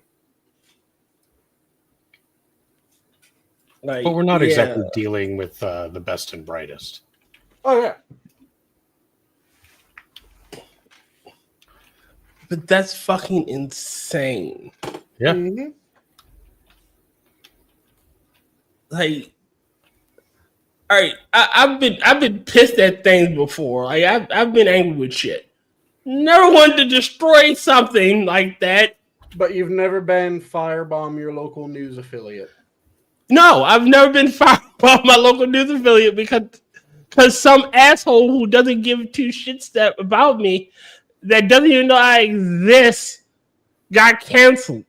Or got lost his fucking show that you don't really fucking watch, that you only know about because it's currently in the news cycle. Like, I'm pretty sure they couldn't tell you the last 3 guests before Kimmel got the first acts who they were. I'm pretty sure they couldn't tell you. Oh, well, I watch Kimmel all the time. Really? I'm not calling you wait a minute. Yeah, I am. I'm calling you a fucking liar. Bragging that you're Kimmel's #1 fan would mean a lot more if there was more of you. Good one. Oh, God. These people are fucking insane. Preaching to the choir again. But yes, they are fucking insane. Yeah, it's just absolutely fucking infuriating. Yeah. Because it just keeps on goddamn happening. Yes. But that's oh yeah, these are the same people. But they brought him back to finish out his contract, but that happened to be immediately after, 3 local affiliates were firebombed in protest of his removal. So again, they were just gonna he was on indefinite hiatus. They couldn't quite fire him because of the contract. There's legal proceedings to stop his outright firing. However, you can put it on indefinite hiatus. That's what they're really doing to the fucking Late Show with Stephen Colbert. They're not renewing his contract, and so it's on indefinite hiatus. Which is essentially firing without firing a person. So they don't have to pay out his contract. Like the termination fee, they don't have to pay that out. Quite ingenious, honestly. bread is possibly done. Yay! Oh. Not quite yet. I need a couple more minutes. No. It's a little bit blonde looking up top. Ooh, actually, let me grab a stick of butter and rub it onto the top, and that'll brown it up nicely in the next few minutes. Especially since I don't know we're what to say about that. at the point where you're probably going to have to go pretty soon, won't you, Tier? Yeah, don't remind me. So shall we go around the horn for parting thoughts? If you're passionate about Sanguine devouring him, don't let Sanguine devour you. You have no choice in the matter if I hunger, especially after I've made some fresh baked bread. A bit of meat will taste nice on it. Agreed.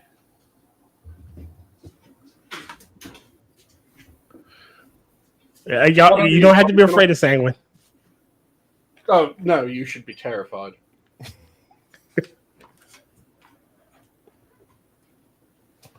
How about you, Functional? Go fuck yourself. Not you specifically, just, anybody inquiring, you can go fuck yourself. Sit and swivel. Sit and swivel. I'll go with courage is being scared to death, but saddling up anyways. Oh, nice. Good old John Wayne quote. And with that, have a good night, all. The zoo is closed. I thought we established it was just zoo. Have a good night, all. Yeah, zoo. The zoo is closed. Zoo closed. And it got to be spelled like the Zoomer, like ZOO. ZUU? Yeah, I was Yeah, thinking ZUU. ZUU. It's now the postmodern zoo. So Z, you with an umlaut? Yeah, we all gotta get those. We all gotta get like the hipster haircuts. Functional, you gotta get that hipster vaudevillian beard, mustache combo. Yeah, it's because I don't have one already. I look like Comrade Stalin. Shaved head, pointy beard. Wow. I gotta get the classic afro with the Black Lives Matter pick in it, But we gotta be very diverse. We're very diverse hipsters. Oh, and before we go, just to answer a quick question. So, Shadow was wondering, didn't Jay Leno get forced to retire because of Trump? No, it was... There's claims that it was because of comments about Obama that he was forced to leave, but that isn't necessarily the case. That is contested. But there were accusations that it was various statements on Obama that caused him to be forced out. Yeah. Thanks, Obama. Yep. Thanks, Obama. But as I said, the zoo is closed. Have a good night, all. Bye-bye. Bye. And now I click this, but it takes a couple seconds. So, sucker!